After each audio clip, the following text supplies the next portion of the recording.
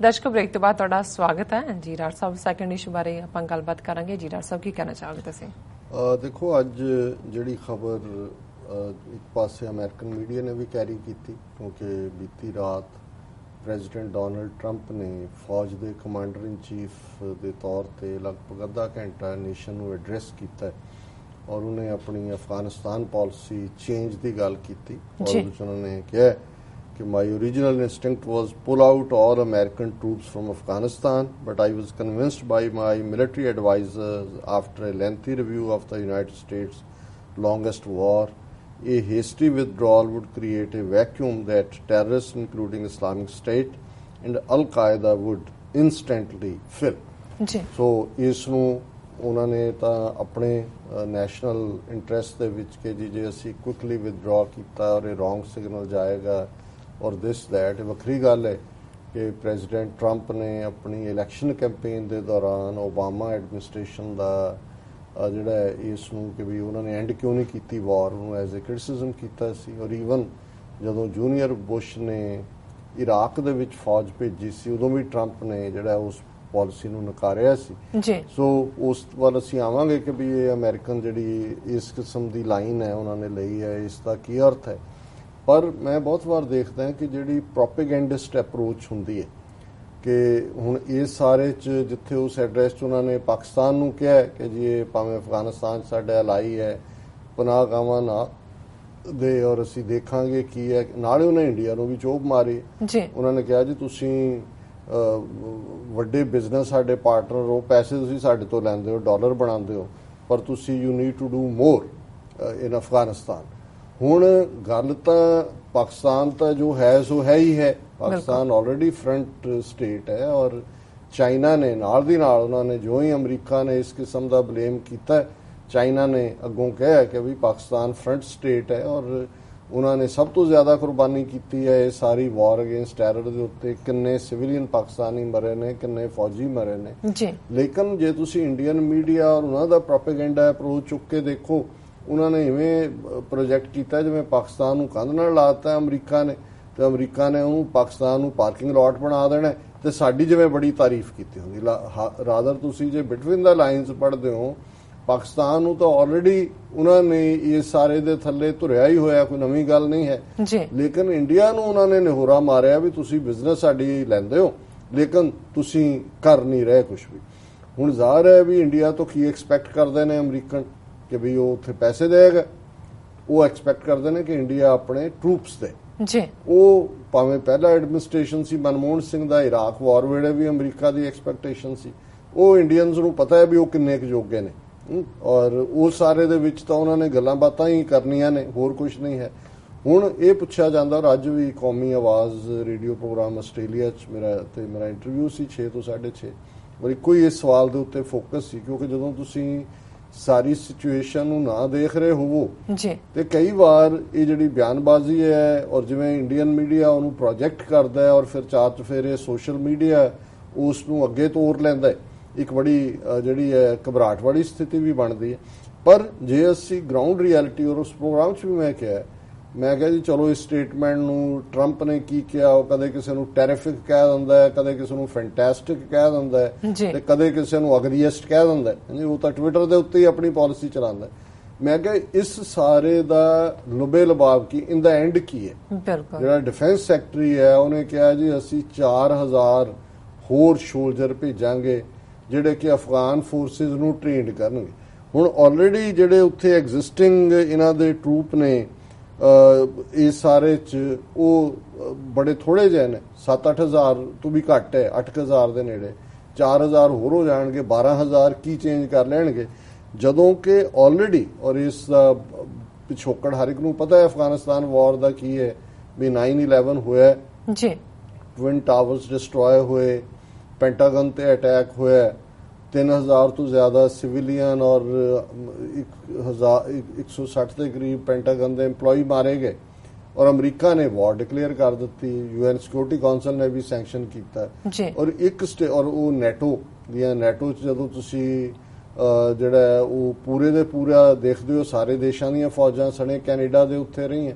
ਸੋ ਇੱਕ ਸਟੇਜ ਤੇ 1 ਲੱਖ ਅਮਰੀਕੀ ਫੌਜ ਜਿਹੜੀ ਹੈ ਉਹ ਗਰਾਊਂਡ ਦੇ ਉੱਤੇ ਸੀ ਅਫਗਾਨਿਸਤਾਨ, ਨੈਟੋ ਦੀਆਂ ਫੋਰਸਿਸ ਵੱਖਰੀਆਂ ਜੀ। ਹੁਣ ਇਸ ਸਭ ਦੇ ਬਾਵਜੂਦ, ਔਰ ਇਹ 2001 ਚ ਹੀ ਹੋਇਆ, 7 ਅਕਤੂਬਰ 2001 ਨੂੰ ਅਫਗਾਨਿਸਤਾਨ ਤੇ ਅਟੈਕ ਕੀਤਾ ਨੈਟੋ ਔਰ ਅਮਰੀਕਨ ਫੋਰਸਿਸ ਨੇ ਕੰਬਾਈਨ, ਔਰ ਇੱਕ ਸਟੇਜ ਤੇ 1 ਲੱਖ ਅਮਰੀਕਨ ਫੌਜ ਸਮੇਤ ਉੱਥੇ 1.5 ਲੱਖ ਤੋਂ ਜ਼ਿਆਦਾ ਜਿਹੜੀ ਫੌਜ ਸੀ। ਹੁਣ 16 ਸਾਲ ਚ ਤਾਂ ਉਹ ਲੜਾਈ ਜਿੱਤੀ ਨਹੀਂ ਗਈ ਬਿਲਕੁਲ, ਔਰ ਇਸ ਸਾਰੀ ਲੜਾਈ ਦੌਰਾਨ ਅਸੀਂ ਦੇਖਦੇ ਹਾਂ ਕਿ ਆਲਮੋਸਟ ਜਿਹੜੀਆਂ ਕੈਜੂਅਲਟੀਜ਼ ਨੇ 60,899 ਅਫਗਾਨ ਮਾਰੇ ਗਏ, ਜਿਹੜੀ ਇਹ ਗਵਰਨਮੈਂਟ ਫਿਗਰਸ ਨੇ ਜੀ, ਔਰ ਇਸ ਸਾਰੇ ਚੋਂ 42,000 ਦੇ ਕਰੀਬ ਮਿਲੀਟੈਂਟ ਮਾਰੇ ਗਏ, ਯਾਨੀ 1 ਲੱਖ ਤੋਂ ਜ਼ਿਆਦਾ ਅਫਗਾਨ ਸਿਵਿਲੀਅਨ ਔਰ ਦੂਸਰੇ ਮਾਰੇ ਗਏ। 2,371 ਜਿਹੜੇ ਨੇ ਉਹ ਅਮਰੀਕਨ ਸੋਲਜਰ ਮਾਰੇ ਗਏ, ਲਗਭਗ ਤੁਸੀਂ 3,000 ਕਹਿ ਸਕਦੇ ਹੋ, 2,500, ਔਰ 1,136 ਜਿਹੜੇ ਨੇ ਐਲਾਈਡ ਸੋਲਜਰ ਜਿਨ੍ਹਾਂ 'ਚ ਇੰਗਲੈਂਡ ਦੇ, ਕੈਨੇਡਾ ਦੇ, ਦੂਸਰੀਆਂ ਯੂਰਪੀਅਨ ਤਾਕਤਾਂ ਦੇ ਮਾਰੇ ਗਏ। ਸੋ ਕੁੱਲ ਇਹਨਾਂ ਦੇ ਅਪਰੋਕਸੀਮੇਟਲੀ 4,000 ਸੋਲਜਰਸ ਨੇ ਅਮਰੀਕਾ ਔਰ ਨੈਟੋ ਵਾਲਿਆਂ ਨੇ 1 ਲੱਖ ਤੋਂ ਜ਼ਿਆਦਾ ਅਫਗਾਨ ਮਾਰੇ ਜੀ। ਹੁਣ ਇਸ ਸਭ ਦੇ ਬਾਵਜੂਦ ਗਰਾਊਂਡ ਰਿਐਲਿਟੀ ਕੀ ਹੈ? ਗਰਾਊਂਡ ਰਿਐਲਿਟੀ ਇਹ ਹੈ ਕਿ ਵੀ ਇਸ ਵੇਲੇ ਜਿਹੜਾ ਹੈ 35% ਤੋਂ ਜ਼ਿਆਦਾ ਜਿਹੜੀ ਟੈਰੀਟਰੀ ਹੈ ਅਫਗਾਨਿਸਤਾਨ ਦੀ ਉਹ ਤਾਲਿਬਾਨ ਦੇ ਕੰਟਰੋਲ 'ਚ ਹੈ, ਔਰ ਇਹਨਾਂ ਦੇ ਆਪਣੇ ਕਹਿਣ ਮੁਤਾਬਕ 30,000 ਤੋਂ ਜ਼ਿਆਦਾ ਜਿਹੜੇ ਨੇ ਉਹਨਾਂ ਦੇ ਲੜਾਕੇ ਨੇ, ਔਰ ਕਾਬਲ ਤਾਂ ਉਹਨਾਂ ਲਈ ਇਵੇਂ ਬਣ ਗਿਆ ਜਿਵੇਂ ਉਹ ਜਦੋਂ ਮਰਜ਼ੀ ਜਾ ਵੜਨ। ਅਜੇ ਅਮਰੀਕਨ ਐਮਬੈਸੀ ਤੇ ਇੱਕ ਰਾਕਟ ਉਹਨਾਂ ਨੇ ਦਾਗਿਆ ਜਿਹੜਾ ਨਾਲ ਖੇਤਾਂ 'ਚ ਡਿੱਗਿਆ, ਨਹੀਂ ਤਾਂ ਬਹੁਤ ਨੁਕਸਾਨ ਹੋਣਾ ਸੀ। ਹਰ ਚੌਥੇ ਦਿਨ ਜਿਹਨੂੰ ਕਹਿੰਦੇ ਨੇ ਟੂ ਸਟ੍ਰਾਈਕ ਐਟ ਵਿਲ, ਲੋਕ ਇਸ ਕੰਟਰੋਲ 'ਚ ਨੇ ਕਿ ਜਿੱਥੇ ਚਾਹਣ ਜਦੋਂ ਚਾਹਣ ਉਹ ਅਟੈਕ ਕਰ ਸਕਦੇ ਨੇ। ਹੁਣ ਇਸ ਸਾਰੇ 'ਚ ਜੇ 1.5 ਲੱਖ ਫੌਜ, ਲੱਖ ਅਮਰੀਕੀ, 50,000 ਨੈਟੋ ਦੀ ਉਹਨਾਂ ਨੂੰ ਹਰਾ ਨਹੀਂ ਸਕੀ, ਤੇ 8,000 ਦੇ ਨਾਲ 4,000 ਹੋਰ ਰਲਾ ਕੇ ਉੱਥੇ ਕੀ ਗਰਾਊਂਡ ਚੇਂਜ ਕੀ ਹੋਏਗਾ ਜੀ। ਹੁਣ ਫਿਰ ਸਵਾਲ ਉੱਠਦਾ ਹੈ ਵੀ ਇੰਨਾ ਟਰੰਪ ਨੂੰ, ਨੇਸ਼ਨ ਨੂੰ ਐਡਰੈਸ ਕਰਨਾ ਜਾਂ ਦੂਜਾ ਕੀ ਹੈ? ਔਰ ਜਿਵੇਂ ਮੈਂ ਅਕਸਰ ਅੱਜ ਹੋਰ ਵੀ ਇੱਕ ਦੇ ਪ੍ਰੋਗਰਾਮ 'ਚ ਕਿਹਾ, ਮੈਂ ਕਿਹਾ ਵੀ ਇਹ ਹੁੰਦਾ ਹੈ ਕਿ ਜਦੋਂ ਤੁਸੀਂ ਨੈਗੋਸ਼ੀਏਸ਼ਨ 'ਚੋਂ, ਹੁਣ ਅਮਰੀਕਾ, ਇਹਦੇ 'ਚ ਕੋਈ ਸ਼ੱਕ ਨਹੀਂ ਹੈ ਨੈਟੋ ਔਰ ਅਮਰੀਕਾ ਫੁੱਲੀ ਉੱਥੇ ਡਿਫੀਟ ਹੋਇਆ। ਹਾਲਾਂਕਿ ਇਹਨਾਂ ਦੇ ਕੋਲ ਮੌਕਾ ਸੀ, ਓਬਾਮਾ ਨੇ ਵੀ ਇੱਕ ਚੰਗਾ ਫੈਸਲਾ ਲਿਆ, ਬਹੁਤ ਸਾਰੀ ਫੌਜ ਉਹਨੇ ਕੱਢੀ, ਪਰ ਜਿਸ ਦਿਨ ਇਹ ਮਾਰਿਆ ਗਿਆ ਸੀ ਅਲ-ਕਾਇਦਾ ਚੀਫ ਓਸਾਮਾ ਬਿਨ ਲੈਡਨ, ਉਦੋਂ ਅਮਰੀਕਾ ਪ੍ਰੈਜ਼ੀਡੈਂਟ ਕਹਿੰਦਾ ਹੈ ਕਿ ਮਿਸ਼ਨ ਅਕੰਪਲਿਸ਼ਡ, ਕਿਉਂਕਿ ਮਕਸਦ ਤਾਂ ਉਹੀ ਸੀ ਕਿ ਵੀ ਉਹਨੂੰ ਉਹਨਾਂ ਨੇ, ਤਾਲਿਬਾਨ ਦੀ ਸਰਕਾਰ ਨੇ ਸੈਂਕਚੁਰੀ ਦਿੱਤੀ ਸੀ, ਉਹਨਾਂ ਨੂੰ ਕਿਹਾ ਸਾਡੇ ਹਵਾਲੇ ਕਰੋ, ਉਹਨਾਂ ਨੇ ਨਹੀਂ ਕੀਤਾ। ਔਰ ਜੇ ਉਹਨੂੰ ਉਹਨਾਂ ਨੇ ਵਿਕਟਰੀ 'ਚ ਬਦਲਣਾ ਸੀ, ਦੈਟ ਵਾਸ ਦਾ ਟਾਈਮ, ਭਾਵੇਂ ਹਾਰ ਵੀ ਰਹੇ ਸੀ ਜਾਂ ਹਾਰੇ ਹੋਏ ਸੀ, ਇਹ ਕਹਿੰਦਾ ਜੀ ਸਾਡਾ ਮਿਸ਼ਨ ਪੂਰਾ ਹੋ ਗਿਆ ਤੇ ਅਸੀਂ ਚੱਲੇ ਜੀ। ਇਹ ਤਾਂ ਹੋਣੀ ਸੀ ਜੇਤੂ ਦੀ ਅਪਰੋਚ। ਹੁਣ ਤੁਸੀਂ ਉਹ ਵੀ ਪਹੁੰਚ ਨਹੀਂ ਲਈ ਤੇ ਨਾਲ ਦੀ ਨਾਲ ਤੁਸੀਂ ਇਹ ਵੀ ਕਰ ਰਹੇ ਹੋ ਕਿ ਜੀ ਨਹੀਂ ਅਸੀਂ ਇੱਧਰ ਦੇਖਾਂਗੇ, ਉੱਧਰ ਦੇਖਾਂਗੇ, ਕੀ ਹੋ ਗਿਆ ਕੀ ਨਹੀਂ ਹੋਇਆ। ਸੋ ਕੁੱਲ ਮਿਲਾ ਕੇ ਮੈਂ ਦੇਖਦਾ ਕਿ ਵੀ ਇਹ ਇੱਕ ਫਰਦਰ ਕਨਫਿਊਜ਼ਨ ਦੀ ਲਾਈਨ ਹੈ, ਇਹ ਡਰੈਗ ਹੋ ਰਹੇ ਨੇ। ਔਰ ਚਾਈਨਾ ਨੇ ਜਿਵੇਂ ਮੈਂ ਕਿਹਾ ਨਾਲ ਦੀ ਨਾਲ ਡਿਫੈਂਡ ਕੀਤਾ, ਤੇ ਤਾਲਿਬਾਨ ਜਿਹੜੇ ਪਹਿਲਾਂ ਹੀ ਜਿਹੜੇ ਨੇ ਉਹ ਭੁਤਰੇ ਹੋਏ ਨੇ, ਉਹਨਾਂ ਨੇ ਕਿਹਾ ਕਿ we will make Afghanistan a graveyard of the American empire, ਕਿ ਜੀ ਅਮਰੀਕਨ ਸਾਮਰਾਜ ਦਾ ਅਸੀਂ ਕਬਰਸਤਾਨ ਬਣਾ ਦਿਆਂਗੇ। ਔਰ ਆਲਰੇਡੀ ਦੇਖੋ ਜਿਹੜੇ ਲੋਕ ਮਰਨ ਮਾਰਨ ਤੇ ਆ ਜਾਂਦੇ, ਔਰ ਅਫਗਾਨਾਂ ਦੀ ਹਿਸਟਰੀ, ਸੋਵੀਅਤ ਯੂਨੀਅਨ ਨੇ ਉੱਥੇ ਕਿਹੜਾ ਘੱਟ ਕੀਤਾ, 1 ਮਿਲੀਅਨ ਉਹਨਾਂ ਨੇ ਅਫਗਾਨ ਮਾਰਿਆ ਸੋਵੀਅਤ ਯੂਨੀਅਨ ਨੇ 1999 ਚ ਉੱਥੇ ਆ ਕੇ, 1979 ਚ ਆ ਕੇ ਵੜੇ, 99-90 ਚ ਨਿਕਲੇ, ਔਰ 1 ਮਿਲੀਅਨ ਤੋਂ ਜ਼ਿਆਦਾ ਜਿਹੜੇ ਨੇ ਐਂਪੂਟੇਟ, ਕਿਸੇ ਦੀ ਲੱਤ ਉੱਡ ਗਈ, ਕਿਸੇ ਦੀ ਬਾਂਹ ਉੱਡ ਗਈ, ਕੋਈ ਜਿਹੜਾ ਬੇਬੀ ਟॉय ਸੁੱਟੇ, ਕੋਈ ਦੂਜੇ ਕੀਤੇ। ਲੇਕਿਨ ਫਾਈਨਲੀ ਨਾ ਸਿਰਫ ਉੱਥੋਂ ਹਾਰ ਕੇ ਨਿਕਲੇ, ਆਪਣਾ ਦੇਸ਼ ਵੀ 15 ਹਿੱਸਿਆਂ 'ਚ ਵੰਡਵਾ ਲਿਆ। ਉੱਥੋਂ ਦੀ ਜਿਹੜੀ ਜਿਓਗ੍ਰਾਫੀ ਹੈ, ਉਹਨਾਂ ਦਾ ਟੋਪੋਗ੍ਰਾਫੀ ਹੈ, ਉਹਨਾਂ ਦੀ ਵਿਲ ਟੂ ਫਾਈਟ ਹੈ, ਉਹਨਾਂ ਦੇ ਕੋਲ ਤਾਂ ਹੋਰ ਹੈ ਹੀ ਕੁਝ ਨਹੀਂ ਲੜਨ ਤੋਂ ਬਿਨਾਂ। ਔਰ ਇਹ ਬੰਬ ਸੁੱਟਦੇ ਨੇ ਤੇ ਉਹ 2 ਘੰਟੇ ਬਾਅਦ ਉਹਨਾਂ ਦੇ ਨਿਆਣੇ ਦੌੜ ਕੇ ਉਹ ਸਕ੍ਰੈਪ ਇਕੱਠਾ ਕਰ ਰਹੇ ਹੁੰਦੇ ਨੇ, ਗਰਮ ਲੋਹੇ 'ਚ ਜੋ ਵੀ ਸੁੱਟਿਆ ਹੁੰਦਾ ਤਾਂ ਖੋਲ ਵੇਚਣ ਤੁਰੇ ਹੁੰਦੇ ਨੇ। ਤੁਸੀਂ ਕਿਵੇਂ ਉਹਨਾਂ ਨੂੰ ਮਾਰ ਲਓਗੇ? ਸੋ ਮੈਂ ਸਮਝਦਾ ਵੀ ਇਹ ਇੱਕ ਫਰਦਰ ਫੇਲਿਅਰ ਹੈ ਅਮਰੀਕਨ ਪਾਲਿਸੀ ਦੀ, ਔਰ ਇਹ ਜਿਹੜਾ ਦਬਾਅ ਹੈ ਇਹ ਸਿਰਫ ਨੈਗੋਸ਼ੀਏਸ਼ਨ ਨੂੰ ਪ੍ਰਭਾਵਿਤ ਕਰਨ ਲਈ। ਔਰ ਅਮਰੀਕਾ ਨੇ ਜਿਹੜੇ ਉੱਥੇ ਲੜਨ ਵਾਲੇ ਤਾਲਿਬਾਨ ਸੀ, ਕੁਝ ਨੂੰ UN ਦੀ ਲਿਸਟ ਚੋਂ ਕਢਾਇਆ, ਜਿਹੜੇ ਟੈਰਰਿਸਟ ਬਣਾਏ ਹੋਏ ਸੀ। ਦੋਹਾ ਦੇ ਵਿੱਚ, ਕਤਰ ਦੇ ਵਿੱਚ ਉਹਨਾਂ ਦਾ ਦਫ਼ਤਰ ਖੋਲਿਆ ਹੋਇਆ, ਉਹਨਾਂ ਦੇ ਨਾਲ ਉਹ ਨੈਗੋਸ਼ੀਏਟ ਕਰ ਰਹੇ ਨੇ। ਸੋ ਜ਼ਾਹਰ ਹੈ ਵੀ ਪਾਕਿਸਤਾਨ ਦਾ ਇੱਕ ਵੱਡਾ ਬਾਰਡਰ ਅਫਗਾਨਿਸਤਾਨ ਦੇ ਨਾਲ ਲੱਗਦਾ ਹੈ। ਪਾਕਿਸਤਾਨ ਦਾ ਇੰਟਰਸਟ ਹੈ ਵੀ ਉੱਥੇ ਕਿਹੜੀ ਹਕੂਮਤ ਬਣੇਗੀ, ਕਿਹੜੀ ਨਹੀਂ ਬਣੇਗੀ। ਔਰ ਸਰਟਨਲੀ ਪਾਕਿਸਤਾਨ ਨੇ ਬਹੁਤ ਕੁਰਬਾਨੀ ਕੀਤੀ ਹੈ ਇਹ ਸਾਰੇ ਤੇ। ਇਕੱਲਾ ਇਹੀ ਨਹੀਂ ਕਿ ਉਹਨਾਂ ਦੇ ਸੋਲਜਰ ਮਰੇ ਜਾਂ ਦੂਜਾ, ਦਹਿਸ਼ਤਗਰਦੀ ਉਹਨਾਂ ਦੀ ਬਰੂਹਾਂ ਤੇ ਕਿਹਨੇ ਲੈ ਕੇ ਆਂਦੀ? ਜੀ ਇਹਨਾਂ ਨੇ ਪਹਿਲਾਂ ਮੁਜਾਹਿਦੀਨ ਬਣਾਏ, ਸੋਵੀਅਤ ਯੂਨੀਅਨ ਦੇ ਹੋਲੀ ਵਾਰੀਅਰਸ। ਉਹ ਚੰਗਾ ਭਲਾ ਇੱਕ ਦੇਸ਼ ਜਿਹੜਾ ਉੱਥੇ ਲਿਆ ਕੇ ਹੈੱਡਕੁਆਟਰ ਉਹਨਾਂ ਦਾ ਬਣਾ ਦਿੱਤਾ। ਤੁਸੀਂ ਮਜ਼ਹਬ ਦੇ ਨਾਂ ਤੇ, ਉਸਾਮਾ ਕਿਹਦੇ ਕਹਿਣ ਤੇ ਉੱਥੇ ਗਿਆ ਸੀ, ਅਮਰੀਕਾ ਲਈ ਲੜਿਆ ਸੀ, ਉਹਨਾਂ ਨੂੰ ਫਿਰ ਅਬੰਡਨ ਕਰਕੇ ਆ ਗਏ ਜੀ। ਔਰ ਹੁਣ ਜ਼ਾਹਰ ਹੈ ਵੀ ਹੁਣ ਵੀ ਇਹ ਜਿਹੜੀ ਅਮਰੀਕਨ ਨੀਤੀ ਹੈ, ਲੱਗਦਾ ਸੀ ਸਾਨੂੰ ਕਿ ਵੀ ਇਹ ਸਬਕ ਸਿੱਖਣਗੇ ਪਹਿਲੇ ਨਾਲੋਂ। ਇਹ ਤੁਸੀਂ ਪਾਕਿਸਤਾਨ ਨੂੰ ਘੂਰ ਕੇ ਜਾਂ ਦੂਜਾ ਪਾਕਿਸਤਾਨ ਹੋਰ ਵੀ, ਜਿਵੇਂ ਐਕਸਪਰਟਸ ਨੇ ਕਿਹਾ ਕਿ ਪਾਕਿਸਤਾਨ ਹੋਰ ਜ਼ਿਆਦਾ ਚੀਨ ਔਰ ਰੂਸ ਦੇ ਨੇੜੇ ਜਾ ਰਿਹਾ, ਤੇ ਇੰਡੀਆ 'ਚੋਂ ਤੁਸੀਂ ਕੀ ਕੱਢਣਾ? ਉਹਨਾਂ ਨੇ ਆਪਣੇ ਬੰਦੇ ਮਰਵਾਉਣੇ ਨਹੀਂ ਹੈਗੇ, ਉਹ ਤਾਂ ਆਪਣਾ ਉਹਨਾਂ ਨੂੰ ਵਕਤ ਪਿਆ ਹੋਇਆ। ਵਿਦਨ ਕੰਟਰੀ ਕੀ ਚੱਲ ਰਿਹਾ ਹੈ, ਚਾਈਨਾ ਦੇ ਨਾਲ ਕੀ ਹੋ ਰਿਹਾ, ਉਹ ਅਫਗਾਨਾਂ ਦੇ ਨਾਲ ਲੜਨਗੇ ਉਹਨਾਂ ਦੇ ਜਾ ਕੇ ਸ਼ੋਲਡਰ। ਹਾਂ, ਜੇ ਕਦੇ ਉਹਨਾਂ ਫੈਸਲਾ ਕੀਤਾ ਸਿੱਖ ਮਰਵਾਉਣ ਲਈ ਭੇਜ ਦੇਣਗੇ ਉੱਥੇ, ਤੇ ਉਹ ਇੰਨੀ ਹੁਣ ਸਿੱਖਾਂ ਨੂੰ ਵੀ ਸਮਝ ਆ ਗਈ ਹੋਈ ਹੈ ਇਹਨਾਂ ਦੇ ਕਹਿਣ ਤੇ, ਉਹ ਉੱਥੇ ਮਰਨਗੇ ਨਹੀਂ ਜਾ ਕੇ। ਸੋ ਇਹ ਮੈਨੂੰ ਲੱਗਦਾ ਹੈ ਵੀ ਜਿਹੜਾ ਡਿਪਲੋਮੈਟਿਕ ਪ੍ਰੈਸ਼ਰ ਹੁੰਦਾ ਹੈ, ਇੱਕ ਤਰੀਕਾ ਹੁੰਦਾ ਹੈ to get maximum concession in the negotiation, ਕਿਉਂਕਿ ਉਹਨਾਂ ਨੂੰ, ਅਮਰੀਕਾ ਨੂੰ ਲੱਗਦਾ ਵੀ ਉਹ ਸਾਰੇ ਫੀਲਡ ਚੋਂ ਬਾਹਰ ਹੋ ਰਿਹਾ, ਗਰਾਊਂਡ ਤੇ ਤਾਲਿਬਾਨ ਕੋਲ ਕੰਟਰੋਲ ਹੈ, Pakistan is calling the shots. China ਜਿਹੜਾ ਹੈ, ਚਾਈਨਾ ਨੂੰ ਇਹ ਸਾਊਥ ਚਾਈਨਾ ਸੀ 'ਚ ਘੇਰ ਰਹੇ ਨੇ, ਡੋਕਲਾਮ 'ਚ ਭਾਰਤ ਨੂੰ ਜਿਹੜੀ ਹੈ ਉਹ ਫੂਕ ਭਰੀ ਹੋਈ ਹੈ ਉਹਦੇ।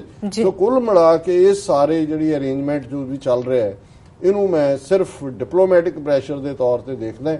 ਆਉਣ ਵਾਲੇ ਦਿਨਾਂ 'ਚ ਹੋਰ ਵੀ ਥੋੜੀਆਂ ਬਹੁਤ ਬਿਆਨਬਾਜ਼ੀਆਂ ਹੋਣਗੀਆਂ, ਪਰ ਇਸ ਤੋਂ ਬਿਯੋਂਡ ਜਿਹੜਾ ਹੋਰ ਕੁਝ ਬਹੁਤਾ ਨਹੀਂ ਆਏਗਾ। ਜੀ ਡਾਕਟਰ ਸਾਹਿਬ, ਹੁਣ ਅਸੀਂ ਚਾਹਾਂਗੇ ਕਿ ਤੁਸੀਂ ਅੱਜ ਦਾ ਵਿਚਾਰ ਸਾਡੇ ਦਰਸ਼ਕਾਂ ਨਾਲ ਸਾਂਝਾ ਕਰ ਦਿਓ। ਅੱਜ ਦੇ ਵਿਚਾਰ ਤੋਂ ਪਹਿਲਾਂ ਮੈਂ ਸਮਝਦਾ ਵੀ ਅਸੀਂ ਕੁਇਕਲੀ ਕੁਝ ਮੈਸੇਜ ਫੇਸਬੁੱਕ ਮੈਸੇਜ ਲੈ ਲੈਣੇ। ਹਾਂਜੀ, ਔਰ ਇਸ 'ਚ ਕੋਈ ਸ਼ੱਕ ਨਹੀਂ ਹੈ ਵੀ ਅਸੀਂ ਹੁਣ 3 ਦੇ ਵੀ 2 ਸੈਗਮੈਂਟਸ ਤੇ ਆ ਗਏ, ਪਰ ਕਈ ਵਾਰੀ ਟੌਪਿਕ ਇਸ ਕਿਸਮ ਦਾ ਹੁੰਦਾ ਹੈ ਕਿ ਜੇ ਤੁਸੀਂ ਉਹਦੇ ਨਾਲ ਸੰਬੰਧਿਤ ਡੀਟੇਲ ਗੱਲ ਨਹੀਂ ਕਰਦੇ ਤੇ ਇਹ ਵੀ ਇਨਸਾਫ ਨਹੀਂ ਹੁੰਦਾ ਜੀ। ਸੋ ਮੈਂ ਪਹਿਲੇ ਸੈਗਮੈਂਟ ਦੇ ਉੱਤੇ ਜਿਹੜੇ ਮੈਸੇजेस ਨੇ, ਕਸ਼ਮੀਰ ਵਿਰਕ ਲਿਖਦੇ ਨੇ, ਡਾਕਟਰ ਸਾਹਿਬ ਜੀ ਤੁਹਾਨੂੰ ਤੇ ਸਾਰੀ ਟੀਮ ਨੂੰ ਵਾਹਿਗੁਰੂ ਜੀ ਕਾ ਖਾਲਸਾ ਵਾਹਿਗੁਰੂ ਜੀ ਕੀ ਫਤਿਹ, ਖਾਲਸਤਾਨ ਜ਼ਿੰਦਾਬਾਦ ਜ਼ਿੰਦਾਬਾਦ ਜ਼ਿੰਦਾਬਾਦ। ਸਰ ਕਪੂਰ ਸਿੰਘ ਲਿਖਦੇ ਨੇ, ਹਰ ਸਿੱਖ ਪ੍ਰਚਾਰਕ ਬਣੇ, ਦੁਨੀਆ ਨੂੰ ਸਿੱਖੀ ਦੇ ਬਾਰੇ ਦੱਸੋ, ਸਿੱਖੀ ਕੀ ਹੈ, ਕਿਉਂਕਿ ਇੱਕ ਦਿਨ ਦੁਨੀਆ ਨੂੰ ਮੰਨਣਾ ਹੀ ਪਏਗਾ ਕਿ ਗੁਰੂ ਗ੍ਰੰਥ ਸਾਹਿਬ ਜੀ ਦੁਨੀਆ ਦੇ ਸੱਚੇ ਮਾਰਗਦਰਸ਼ਕ ਹਨ ਜੀ। ਬਹੁਤ ਸ਼ੁਕਰੀਆ ਸਰ ਸਾਹਿਬ, ਪਰ ਪਹਿਲਾਂ ਸਿੱਖ ਖੁਦ ਇਸ ਰਸਤੇ ਤੇ ਤੁਰ ਕੇ ਦਿਖਾਣ, ਔਰ ਜਿਹੜਾ ਸੱਚਾ ਸੁੱਚਾ ਜੀਵਨ ਹੁੰਦਾ ਹੈ ਉਹੀ ਆਪਣੇ ਆਪ 'ਚ ਪ੍ਰਚਾਰ ਹੋ ਜਾਂਦਾ। ਹੋਰ ਤੁਸੀਂ ਗੱਲਾਂ ਦੇ ਨਾਲ ਨਹੀਂ ਕਿਸੇ ਨੂੰ ਵੀ ਦੱਸ ਸਕਦੇ। ਜਦੋਂ ਹਰ ਸਿੱਖ ਦੀ ਤਰ੍ਹਾਂ ਜੀਵਨ ਜੀਵੇਗਾ ਤੇ ਆਲਾ ਦੁਆਲਾ ਉਸ ਮਹਿਕ 'ਚੋਂ ਮਹਿਸੂਸ ਕਰੇਗਾ ਕਿ ਸਿੱਖੀ ਕੀ ਹੈ।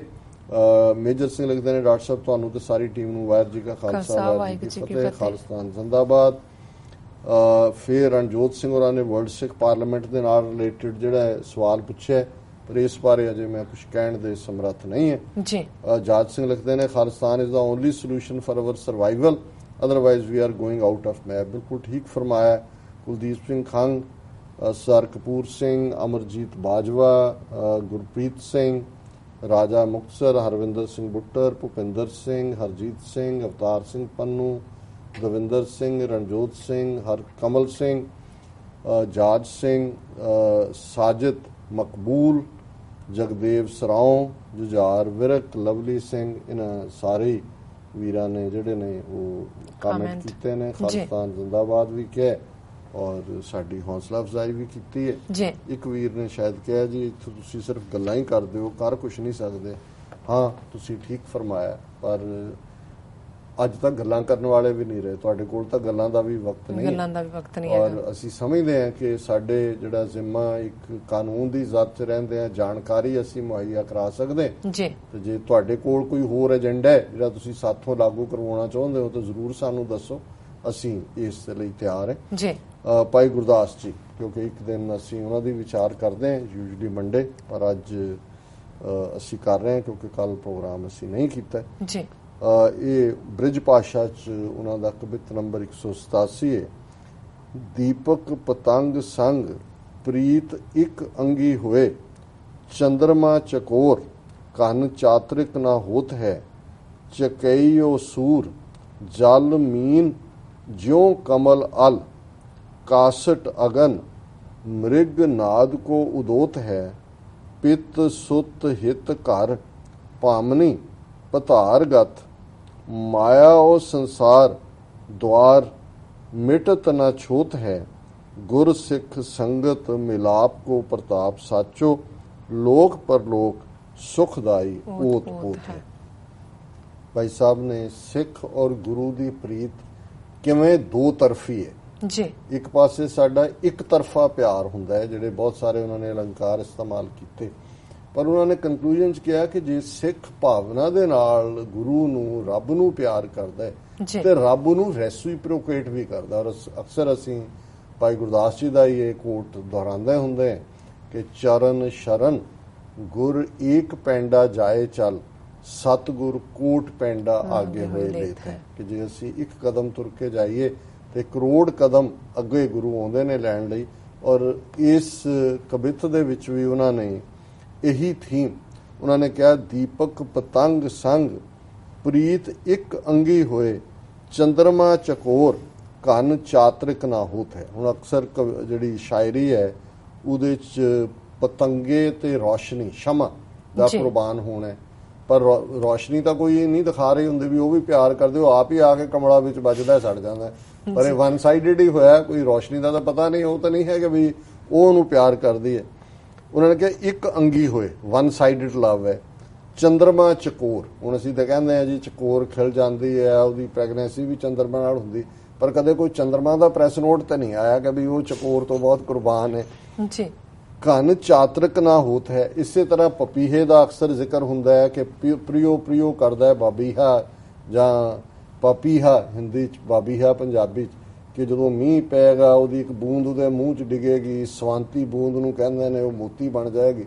ਪਰ ਮੀਂਹ ਨੇ ਤਾਂ ਨਹੀਂ ਕਦੇ ਕੋਈ ਰੇਡੀਓ ਕਮਿਊਨੀਕੇਸ਼ਨ ਭੇਜੀ ਕਿ ਉਹ ਪਪੀਏ ਦੇ ਲਈ ਆ ਰਿਹਾ ਬੂੰਦ ਲੈ ਕੇ, ਉਹ ਵੀ ਵਨ ਸਾਈਡਡ ਲਵ ਹੈ ਜੀ। ਚਕਈ ਔਰ ਸੂਰਜ ਔਰ ਚਕਵੀ ਦਾ ਪਿਆਰ ਵੀ ਸ਼ਾਇਰਾਂ ਨੇ ਬਣਾਈਆਂ ਹੋਈਆਂ ਨੇ ਗੱਲਾਂ, ਉਹ ਕਹਿੰਦਾ ਵੀ ਉਹ ਵੀ ਵਨ ਸਾਈਡਡ ਹੈ।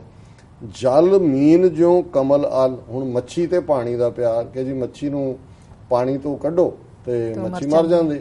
ਹੁਣ ਪਾਣੀ ਨੇ ਤਾਂ ਨਹੀਂ ਕਦੇ ਕੋਈ ਸਟੇਟਮੈਂਟ ਦਿੱਤੀ ਕਿ ਵੀ ਮੇਰਾ ਮੱਛੀ ਬਿਨਾਂ ਗੁਜ਼ਾਰਾ ਨਹੀਂ, ਉਹ ਘੋਗੀਆਂ ਸਿੱਪੇ ਬਥੇਰੇ ਉੱਥੇ ਨੇ। ਜਿਉਂ ਕਮਲ ਅਲ, ਫੁੱਲ ਤੇ ਭੌਰਾ, ਹੁਣ ਫੁੱਲ ਘੁੰਮ ਰਿਹਾ, ਫੁੱਲ ਦੇ ਉੱਤੇ ਭੌਰਾ ਘੁੰਮ ਰਿਹਾ, ਔਰ ਇਹ ਕਹਿੰਦੇ ਨੇ ਜੀ ਭੌਰਾ ਖੁਸ਼ਬੂ ਲੈ ਰਿਹਾ, ਪਰ ਭੌਰਾ ਨਾ ਆਏ ਤਾਂ ਫੁੱਲ ਕਿਹੜਾ ਸੁੱਕ ਜਾਂਦਾ ਕਿ ਵੀ ਭੌਰਾ ਸਾਹਿਬ ਆਏ ਨਹੀਂ ਹੈਗੇ, ਤੂੰ ਜੇ ਆ ਕੇ ਵਿੱਚ ਹੀ ਫਸ ਕੇ ਡੁੱਬਣਾ ਤੇ ਤੇਰੀ ਮਰਜ਼ੀ ਭਾਈ, ਤੇ ਤੇਰੇ ਲੱਛਣ ਨੇ। ਕਾਸਟ ਅਗਨ ਮ੍ਰਿਗ ਨਾਦ ਕੋ ਉਦੋਤ ਹੈ। ਕਾਸਟ ਲੱਕੜ ਨੂੰ ਕਹਿੰਦੇ ਨੇ। ਹੁਣ ਲੱਕੜ ਦੇ ਵਿੱਚ ਅੱਗ ਹੁੰਦੀ ਹੈ, ਪਰ ਨਜ਼ਰ ਤਾਂ ਜਿਉਂ ਹੀ ਤੁਸੀਂ ਲੱਕੜ ਨੂੰ ਸਾੜਦੇ ਹੋ ਉਹਦੇ ਵਿਚਲੀ ਅੱਗ ਬਾਹਰ ਆ ਜਾਂਦੀ ਹੈ, ਪਰ ਇਹ ਵੀ ਵਨ ਸਾਈਡਡ ਹੈ, ਉਹ ਕੋਈ ਸਟੇਟਮੈਂਟ ਤਾਂ ਨਹੀਂ ਦੇ ਰਹੀ ਹੁੰਦੀ ਲੱਕੜ ਕਿ ਮੇਰੇ ਕੋਲ ਅੱਗ ਹੈ। ਮ੍ਰਿਗ ਨਾਦ ਕੋ ਉਦੋਤ ਹੈ। ਇਸੇ ਤਰ੍ਹਾਂ ਅਕਸਰ ਸ਼ਾਇਰ ਇਸਤੇਮਾਲ ਕਰਦੇ ਨੇ ਕਿ ਵੀ ਜਿਹੜਾ ਹਿਰਨ ਹੁੰਦਾ ਉਹ ਸੰਗੀਤ ਦਾ ਬੜਾ ਪ੍ਰੇਮੀ ਹੁੰਦਾ ਹੈ, ਤੇ ਉਹਨੂੰ ਫੜਨ ਦੇ ਲਈ, ਫਾਉਣ ਦੇ ਲਈ ਸੰਗੀਤ ਜਦੋਂ ਉਹਦੇ ਕੰਨਾਂ 'ਚ ਪੈਂਦਾ ਤੇ ਉਹ ਫੜਿਆ ਜਾਂਦਾ। ਹੁਣ ਉਹ ਮ੍ਰਿਗ ਫਸਦਾ, ਨਾਦ ਨੂੰ ਤਾਂ ਨਹੀਂ ਕੋਈ ਫਰਕ ਪੈਂਦਾ। ਸੋ ਇਹ ਸਾਰੀਆਂ ਉਦਾਹਰਨਾਂ ਦੇ ਕੇ ਫਿਰ ਉਹਨਾਂ ਨੇ ਈਵਨ ਗ੍ਰਸਥ ਜੀਵਨ ਦੀ ਵੀ ਦਿੱਤੀ ਕਿ ਪਿੱਤ ਸੁੱਤ ਹਿੱਤ ਔਰ ਭਾਮਨੀ ਪਤਾਰਗਤ, ਕਿ ਪਿਓ ਬੱਚਿਆਂ ਨਾਲ ਪਿਆਰ ਕਰੇ, ਇਸਤਰੀ ਨਾਲ ਕਰੇ, ਜਾਂ ਇਸਤਰੀ ਪਤੀ ਨਾਲ ਕਰੇ, ਬੱਚਿਆਂ ਨਾਲ ਕਰੇ।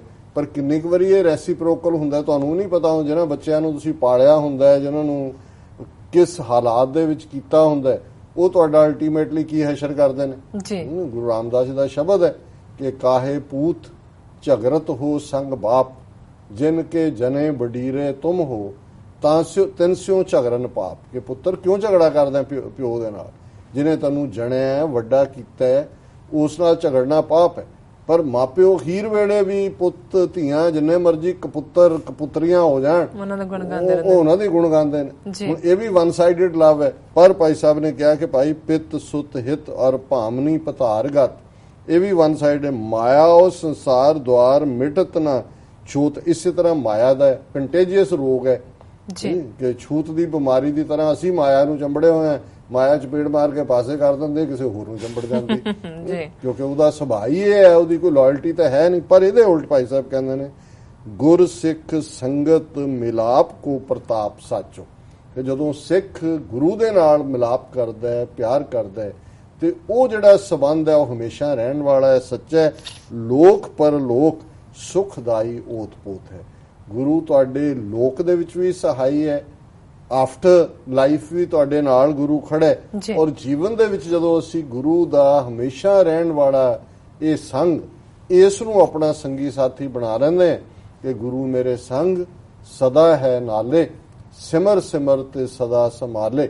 ਜਦੋਂ ਇਹ ਭਾਵਨਾ ਆ ਜਾਏਗੀ ਜੀ ਤੇ ਫਿਰ ਇਹ ਲੋਕ ਸੁਖੀਏ ਪਰ ਲੋਕ ਸੁਹੇਲੇ, ਨਾਨਕ ਹਰ ਪ੍ਰਭ ਆਪੇ ਮਿਲਣ ਵਾਲੀ ਅਵਸਥਾ ਪ੍ਰਾਪਤ ਹੋਵੇਗੀ। ਜੀ ਸੋ ਇਹ ਅੱਜ ਦਾ ਵਿਚਾਰ। ਜੀ ਡਾਕਟਰ ਸਾਹਿਬ ਤੁਹਾਡਾ ਬਹੁਤ ਬਹੁਤ ਸ਼ੁਕਰੀਆ, ਤੁਸੀਂ ਅੱਜ ਦੇ ਅਹਿਮ ਇਸ਼ੂ ਤੇ ਅੱਜ ਦਾ ਵਿਚਾਰ ਸਾਡੇ ਦਰਸ਼ਕਾਂ ਨਾਲ ਸਾਂਝਾ ਕੀਤਾ। ਇਸ ਨਾਲ ਆਪਣੇ ਵਿਊਅਰਸ ਕੋਲ ਨੇ ਇਜਾਜ਼ਤ। ਵਿਊਅਰਸ ਤੁਹਾਡਾ ਬਹੁਤ ਬਹੁਤ ਸ਼ੁਕਰੀਆ, ਤੁਸੀਂ ਆਪਣੇ ਕੀਮਤੀ ਸਮੇਂ 'ਚ ਸਮਾਂ ਕੱਢ ਕੇ ਸਾਨੂੰ ਆਪਣੇ ਰਾਏ ਤੇ ਸੁਝਾਅ ਭੇਜੇ ਨੇ ਤਾਂ ਭੇਜਦੇ ਰਹਿਣਾ ਸਾਨੂੰ ਇਸੇ ਤਰ੍ਹਾਂ ਸਾਡੇ ਇਸ ਪਤੇ ਤੇ sos@tvh4.tv ਤੇ ਅਸੀਂ ਆਪਣਾ ਪ੍ਰੋਗਰਾਮ ਲੈ ਕੇ ਫਿਰ ਦੁਬਾਰਾ ਤੁਹਾਡੇ ਸਨਮੁਖ ਹੋਵਾਂਗੇ। ਤਦ ਤੱਕ ਲਈ ਮੈਨੂੰ ਤੇ ਪ੍ਰਸਨ ਆ ਗਿਆ ਦੋ ਦੇਖਦੇ ਰਹੋ TVH4। ਬੁਲਾ ਦਿਓ ਫਤਿਹ। ਵਾਹਿਗੁਰੂ ਜੀ ਕਾ ਖਾਲਸਾ, ਵਾਹਿਗੁਰੂ ਜੀ ਕੀ ਫਤਿਹ।